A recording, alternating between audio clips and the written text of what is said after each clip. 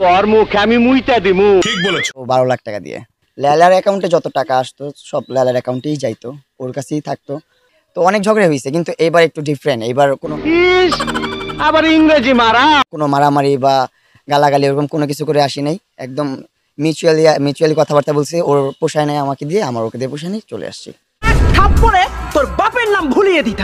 কোনো ভয় ভীতি পাচ্ছেন আপনি? আমার কোনো ভয় নাই বাবা জীবনে, আমি কখনো ওই হুস করে কথা ক। আমি কখনো ভয় পাই না। ভাই মারো মুঝে মারো, মারো মুঝে মারো। লাইলা সর্বমোট আপনাকে কত টাকা দিয়েছে? সর্বমোট ও 4 বছরে আমার পিছনে প্রায় 15-20 লাখ টাকা স্পেন্ড করছে।